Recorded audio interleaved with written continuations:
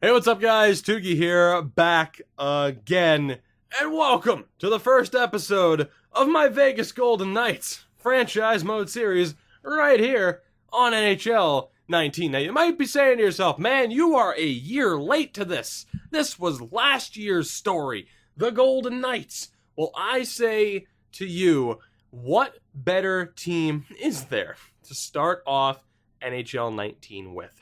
There's always the debate. Do we use a rebuilder? Do we use a team in the middle of the road? Do we use a team that's a contender at the start? Well, I have an answer.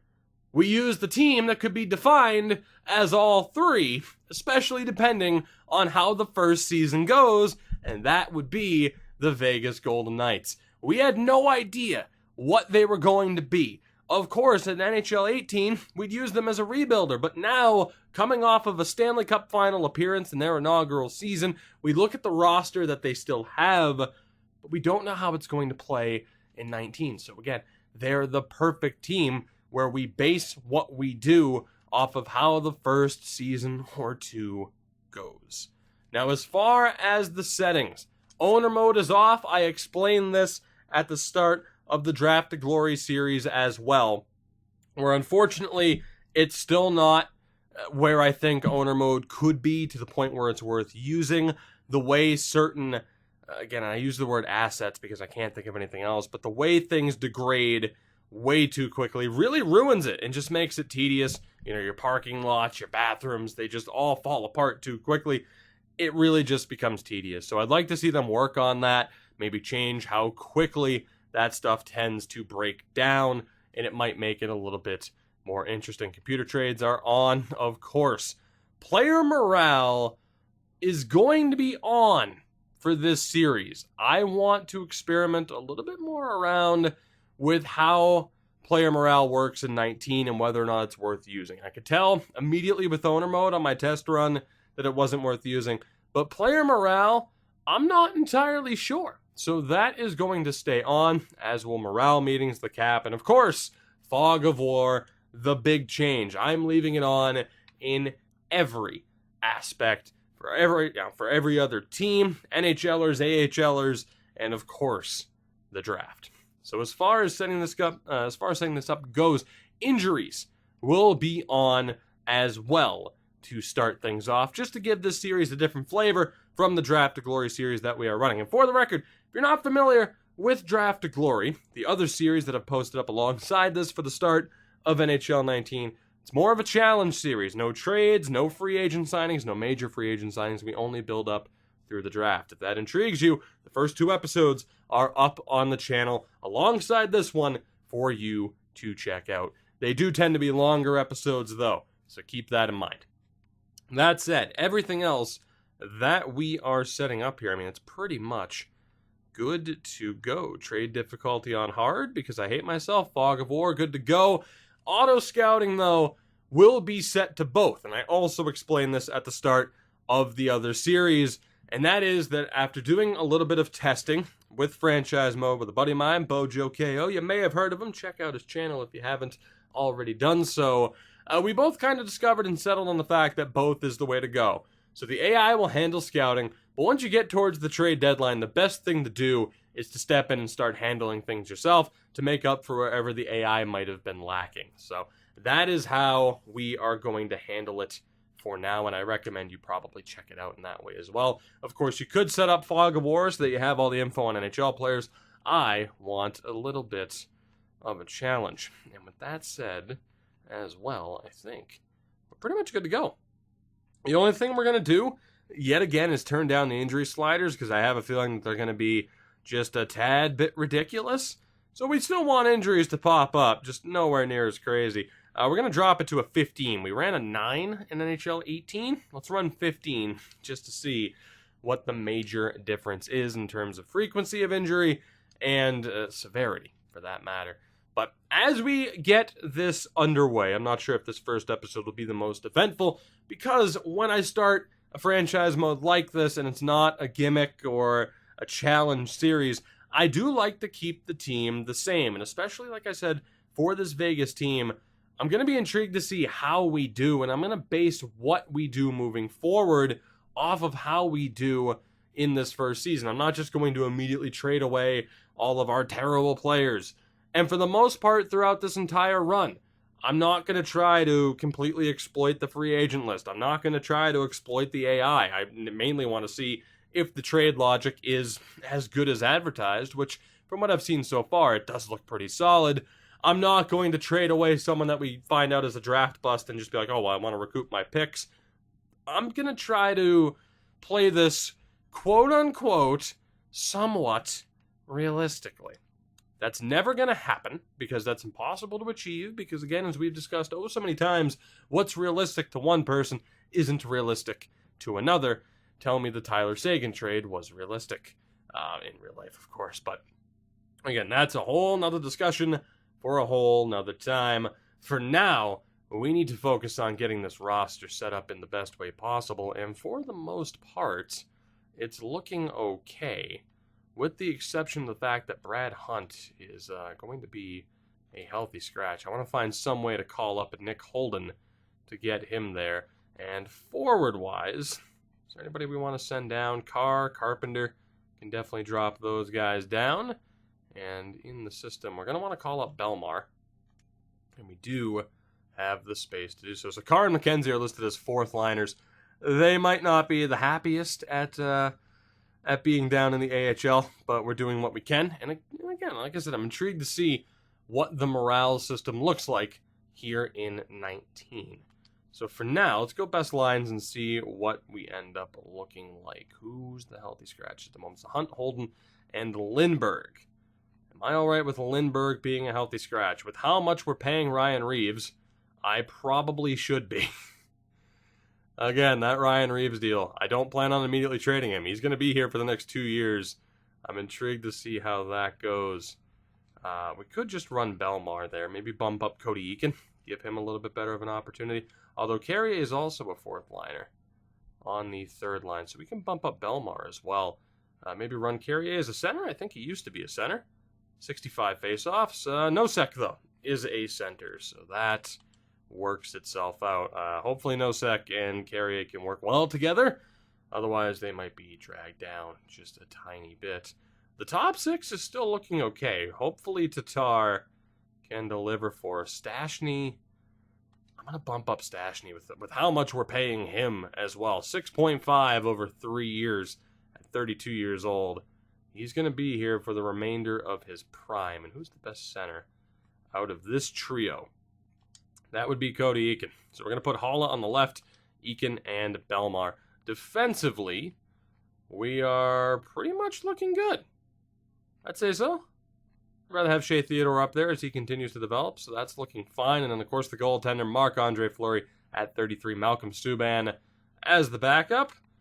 We knew what this team was going to be looking like, and for the most part, I'm excited to see what we can do, but a tad bit anxious. I'm just not sure what we're going to be to start things off. Now, in terms of healthy scratches in the AHL that we might want to get into the lineup, there we go. So Nick Hague, Eric Bronstrom, we're definitely going to want to get them in the lineup. So let's bring in Bronstrom for Castro and Zach Leslie as well. Also AHL top 2.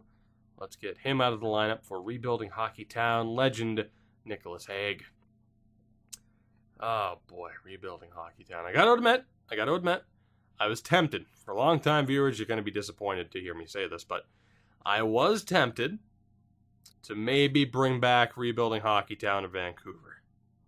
I know, it's going to piss you off, because now you're like, well, I would have rather had that than this. Get what you will get what I give you. And that's going to be this series, because I'm feeling good about this. But just know, maybe, possibly, potentially, you could see that happen in the future.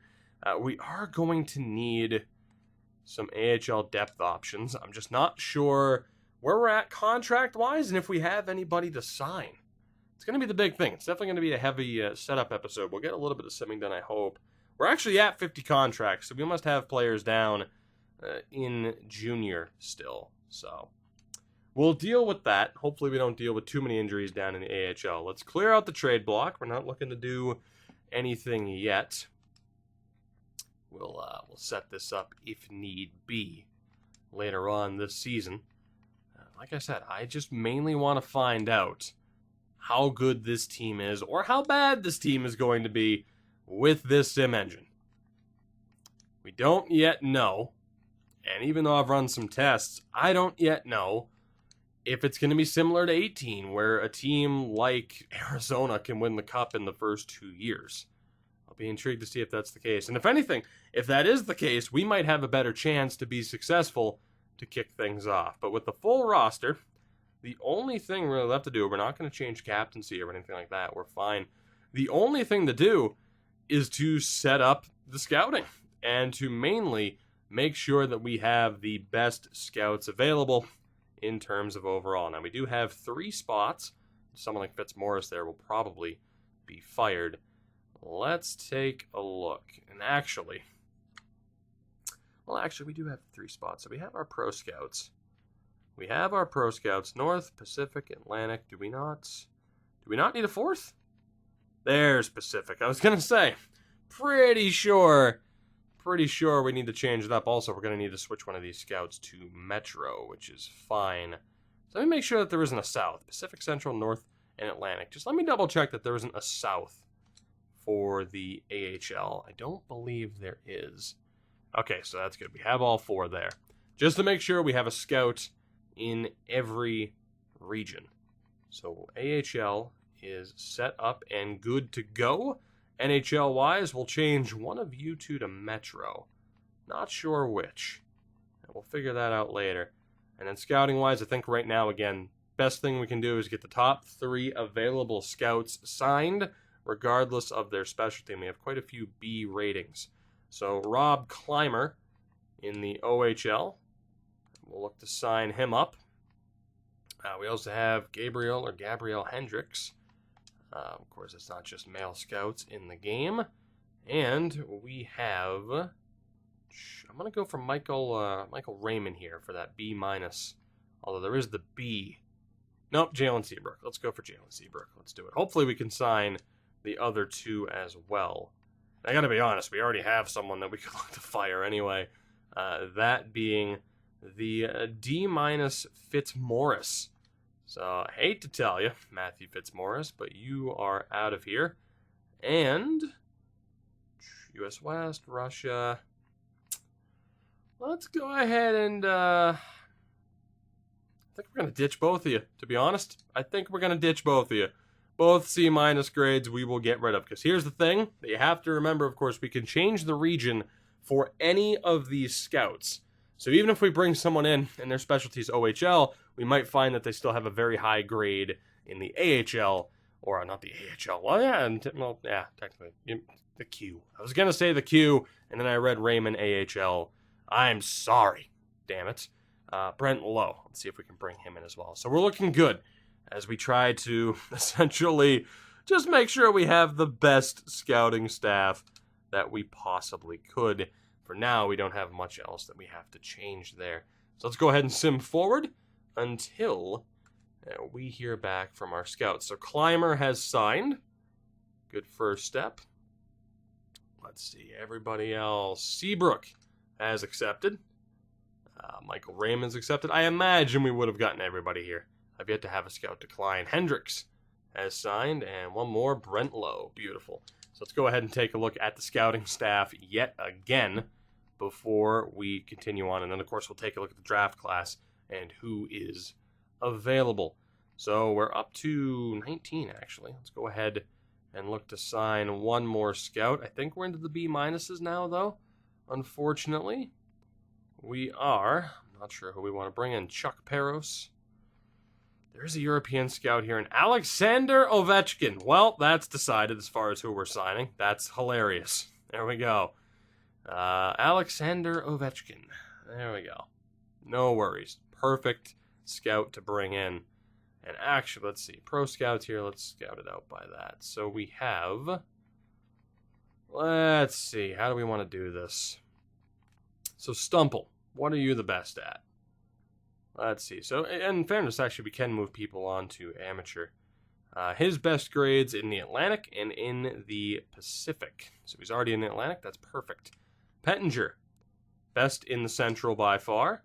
So perfect. Actually, AHL Central, in fairness. Which isn't actually his strongest one. Pacific or North. Again, I hate to have to do this, but let's set it up this way. Zhao was Pacific. Let's see. So Zhao, for example. Good at the NHL level. AHL-wise, we're going to want him in Pacific, Central, or North.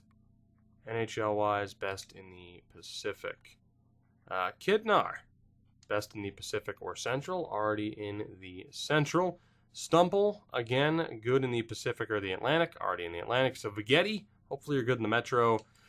B rating in the Metro. A- there. How good were you in Central? A- there. Let's move you over to Central and move Kitnar to the Metro, and we should be fine. So you get to move over. Congratulations. I think we were going to move you to the Metro. I'm not the Atlantic. Wait, okay, I guess it is the Metro, but the Atlantic's further. That's really weird, actually. We'll move you to the Metro. No problem. I didn't botch that, right? Hopefully. I did. I was supposed to move him to the Central. Damn it. I knew I was going to botch it. I was balancing too many things. It's fine. It's fine. I can't move him now either. Damn it. I'll fix that in a minute. AHL-wise, what do we have here? So Rourke is best in the Central. Don't worry, I'll remember this time. AHL Central. Am I going to do this every time for every season, by the way? No. We'll sit here and optimize this off-screen occasionally. But considering, brand new, first season, we'll take our time and just make sure that we are good to go. And that way, too, if I make a dumb mistake like I just made and don't actually catch it, you can tell me what an idiot I am. Pettinger, best in the Central, also good. Well, that's NHL. Can play or can scout anywhere, Pacific or North, preferably. And then let's see here, Central, North, or Atlantic. The worst scout, by the way, is it's probably going to be Griffith or Raymond. And Raymond's a little bit more versatile than Griffith. So I'm going to fire Griffith. Probably look to bring in another amateur scout. So I'd imagine AHL-wise, we're pretty much good to go. Everyone's already on an A grade. So that is perfect, pretty much. So amateur scouts, we have 3 in the OHL. We'll obviously have to change it up and move somebody over to the Q. Ideally, we'd find another U.S. scout and another European scout. So let's see who we can bring in to optimize this. We need at least one more U.S. scout for sure. We have the offer out to Ovechkin and Brent Jennings. Only a C grade, but he will do the job, I'm sure. So we'll bring in those 2. Again, kind of a tedious process, but I am not complaining whatsoever, as opposed to just being like, hey, here's your scout and you can't do anything about it at the end. Certainly an improvement that I'm more than happy to see. Perhaps not the most exciting thing to check, though, but that way, just getting into NHL 19, you can kind of see what you should be looking for, the fact that you can change up scouts and optimize it as much as you can. The fact that scouts have multiple areas in which they can actually scout as well is a huge factor. Like I said, I'm pretty sure, too, you can move players from pro to amateur, so that works out quite well as well. So with that, let me just correct that previous mistake. And actually, we are good. NHL Pacific, Central, Metro, Atlantic. And then AHL, we need an AHL Metro, was it? AHL Pacific, Central, North, Atlantic. So we need Pacific. It's going to be one of you 2. You're an A+ there. Right. So let's move you, change region, to AHL Pacific.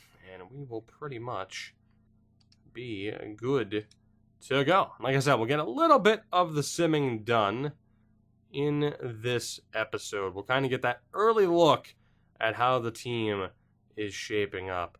And then amateur-wise, Russia's fine, Liga, SHL, Swiss, and German. Not bad. So we won't be scouting Austria or rest of world, but that's okay. We do need to sort out our 3 U.S. scouts. So let's see. Let's go Let's go you on East, you on West, and you'll get to go Central. So, Jennings, congratulations. You get to move to U.S. East. Let's do it. U.S. and to the East you go. We'll sort that out. I wish it would have stayed sorted the way it was, but that's okay. So you get to move to the East. You're already going. You, my friend, get to move out to the West, and then low will be Central. So let's do that. Let's move you over to U.S. and West. Like I said, that way everyone's in their preferred position, and we'll get the best responses back from all of these scouts. And obviously, too, every year looking at the free agent list for scouts now, double checking that we get the best scouting group possible is going to be crucial, especially if we find that we end up taking a little bit of a step back. Last thing to do here is just to quickly sort out Canada. We'll double check at what we have available here. Well, the good news is we need a QMJHL scout, and he is by far the best one. Seabrook can stay in the O. Day can also stay in the O, and then Stevens in the WHL. Perfect. So it was a Climber that we were going to move to the QMJHL. So that's actually perfect. It works out exactly as I wanted it. We'll have the extra scout in the OHL for the moment. So you, friend, get to go to Quebec, and we'll make that work for us. Quebec and the surrounding areas. So there we go. Scouting-wise, we are good. For now, really leading up until the trade deadline, we're good to just let the AI do its thing. We'll continue to get scouting reports back as far as what the draft class is looking like. The AI on its own will sit there and, scout out, do its own deal. And after the deadline is when we'll take over and we'll start looking at players that it might not look at by default. So say it doesn't scout out Peyton Krebs, we'll start taking a look and making sure that Peyton Krebs ends up getting scouted out. A couple of Swedes at the top of the list, and of course some real-world players like Krebs, Byram, Kako, and Kirby Datch. For now, let's make a little bit of progress into the beginning of this season. We've had one hell of a preseason, but will that success translate to the regular season? We will look to sim to November 1st. Let's see how the opening month of our first season with the Vegas Golden Knights go. Again, 50 contract spots, so we couldn't really do anything in terms of signing free agents. Stashny, what's up, buddy? There are times I don't want to walk into that locker room. You just got here, buddy. You just got here. Interesting. What do we want to do here? You know what? Answering demanding always seemed to work. Are you all right with a demanding approach? You are. Okay. Well, that might not be a great sign if we can just have a demanding answer every time, and they're just like, hey, thanks, I respond well to that. So, I don't know. We'll see. Like I said, first series of the year, I'm intrigued to see if the morale system is worth using. By the way, I'm intrigued to see how we do this season. We started off 3-0. We do lose to Washington, a bit of a sore spot, and there goes the season, but boy, is that not Vegas Golden Knights like or what? Marc-Andre Fleury goes down until just before Christmas. That is unfortunate. Malcolm Subban and Oscar Dansk, get ready, because we need you to deliver, much like you did in real life. That is too realistic. Marc-Andre Fleury with injury troubles, and we are going to have to rely on our backups to lead the way. Hopefully it doesn't get to the point where we have to call up Dylan Ferguson. Please. That might be a bit too realistic. But Marc-Andre Fleury, even with the lowered sliders, ends up being injured early on in this season. You might be able to hear the doggo running around going nuts. Don't know if you can. Morale, what do we have here? It's Oscar Dansk being a little bit happy. Again, we'll go for the demanding answer just to see how he responds. And again, it's a positive reaction. Not a good sign, but we'll see what happens in terms of all that. Again, hopefully that's not just the go-to answer. And there we go. We have our first look at the Central Scouting rankings for this season. Let's get an early look at the draft. Now, we haven't had too much yet in terms of information from our scouts. We got the early look at guys like Adamski and Suzuki. Right now, number one on the board is Oscar Bjork, Strand, the left winger, playing in Sweden. 17 years old. He has 3 points in 11 games. So obviously we'll look to get more information. Johan Tarnqvist is there. Krebs, Byram, and Kako make up the top 5. Again, we'll continue to get information on these players throughout the season. For now, we continue onward, and Riley Smith is hurt. Out with the concussion until November 3rd. The injury bug's biting a little hard. Thomas Heike is back to 100% for the Chicago Wolves. We'll see how they do. And thankfully, of course, in this year's game, you don't have to sit there and worry about setting up AHL teams unless you do the 32nd team expansion.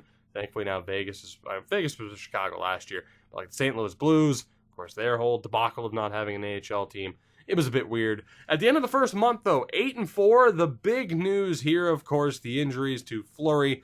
Riley Smith will be back very soon, but also that was a pretty big story. As far as our pro scouts right now, we've been taking a look at the Edmonton Oilers, the Blue Jackets. Of course, we can take a look at entire divisions or teams. And obviously, if we get closer to the deadline and I am intrigued in a certain player that we might want to look to pick up, I can scout out that player to get a more complete report before potentially trading for him. Amateur scout-wise as well, Stevens in the WHL, taking a look at guys like Krebs, Cousins, Josh Williams. We're looking okay. The scouts are doing their job. I'd imagine early on they were doing more discovery work, so to speak. That's pretty much what it is, as they just take a look around the leagues to actually find players, and then they focus on scouting them. So very similar to other games around, which I'm, again, a big fan of this system. Let's get Riley Smith back into the lineup. Lindbergh, I'm sorry that you're not currently in. I think he's listed as a depth guy, isn't he? Third line forward. He is not going to be happy about being a depth option, but I'm paying Ryan Reeves too damn much to not play. And then otherwise it'd be Carrier, who's pretty much locked into what he is. I don't know, man, because as it is, somebody on the third line would have to play fourth line, probably Belmar. I'm not against that. Maybe go Nosek, Belmar, Reeves. I think I'm going to do that. Carrier, I am sorry, buddy, but I think you're going to take a seat, and we're going to look to bring in Oscar Lindbergh to let him play. Could be a risk, considering we've actually been winning. Eakin is the better face-off man, but we'll see what that new third line can do moving forward. Malcolm Subban, of course, still leading the way. We just lost 6-5 to the Blues. Not an ideal way to start the month. We bounce back with a win, though, against Carolina. Still, playing 500 hockey right now. I'm all right with it, given the circumstances of having our starting goaltender be injured. But I guess it wouldn't be a Vegas Golden Knights run without an injury to our starting goaltender. We're going to move on here. I'm going to wait for that next scouting report. It will pop up in early December. For right now, it's just more about simming through, seeing how this goes. Like I said, for the most part, I'm happy with it. Back-to-back wins against Edmonton and Calgary. Back-to-back shutouts as well. Not too shabby. 14-11. Not a single overtime or shootout loss on the season, by the way. TJ Tynan was apparently roughed up. He'll be back in the lineup for the Wolves. They don't exactly have the best start going. Jake Bischoff, actually down in Chicago, ends up with a lower body injury, as we'll call it, just to be vague for some reason, like they are. I mean, I guess there's a reason for it, but just to be vague, like they are in the NHL. We're at 15-13. The fact that we're still over 500, although we might not be for much longer, is incredible, given, again, that Marc-Andre Fleury's hurt, as we get a look at the board. And again, still not ideal. Still not ideal in terms of information. I imagine the scouts are mainly focusing on discovery. And again, it's starting to fill out. We're looking okay. Do we have any gems or busts early on? We do. Magnus Eklund, who is projected as 119. Our scouts have him at 153, but he has been designated as a gem. The 17-year-old, a very, very small defenseman. He's played 3 games for Luleå over in Sweden. So he'll be one to keep an eye on. And Moritz Seider will be one to avoid like the plague, apparently. So we'll definitely look to avoid him in the upcoming draft. As we get a win over Chicago, I do just want to double check with our scouts that we're good to go. See what they're up to. We're still 3rd in our division, by the way, which is extremely promising. Let's take a look. We have an SHL scout. So he is focusing on scouting out players, just not the top players to begin. So I'm okay with that. Looking at potential in comparison pretty much all across the board for our amateur scouts. Not bad. And then again, our pro scouts are just taking a look at random players and teams around the league. So overall, we're looking okay. We're set up fairly well in the scouting department, and I guess really at the pro level. We're still doing okay. Fighting off some of the other teams. It's still a very close race right now, though. And actually, I do wonder. I should have double-checked for any free agent signings, although the free agent list isn't too crazy. No trades. Mark Stewart to Dallas, Kari Lehtinen to Boston. That just hurts my soul. Brandon Davidson and Alex Chason ended up signing. That's just been recently, though, in November. So as far as any early-on signings, not entirely sure, but the free agent list isn't exactly spectacular at the beginning of franchise mode with the most up-to-date roster, which, of course, dates back to August 20th. It's funny, I am forgetting to mention some things that I did mention in the other video. But for the most part, the roster is up to date, with the exception of, certain overalls and potentials that I certainly disagree with, but we'll be addressing that later on down the road when the first roster updates out for NHL 19. For now, though, I made sure that, like Hannafin's contract's in, Blake Wheeler's contract's in, stuff like that. No teams are necessarily, the Arizona Coyotes are starting to be out of it a little bit early on. In the Central, Colorado and Minnesota struggling at the beginning of the season. In the Atlantic, Tampa is just dominating. Detroit, Florida, Buffalo, even like Boston, they're not out of it. It's early, but Tampa is running away with it. And in the Metro, the Islanders and Devils near the bottom. So right now, the LA Kings at 21-6-2 are leading the way. San Jose, Tampa, Pittsburgh, and Winnipeg make up the top 5. At the bottom of the list, we have the Colorado Avalanche. Shockingly, Nathan MacKinnon only able to do so much. I do love, by the way, and fair play to EA, having the power play and the penalty kill percentage near the top of the screen there. Incredibly helpful. With that, we're going to bring this first episode to a close, give you guys a chance for your feedback and a little bit of input as far as this series and what this series is going to be, and we will continue on in the next one. As it stands right now, closing in towards the deadline, not sure necessarily what we're going to look to do as far as adding or selling. Right now I don't think we'll sell, but staying the course might not be the worst decision that we could make. So for now, like I said, looking forward to what you guys have to say in the comments. You know the deal. Support the video. Support the channel. My dog's going insane. We'll be back in the next one. Thank you for watching, and goodbye.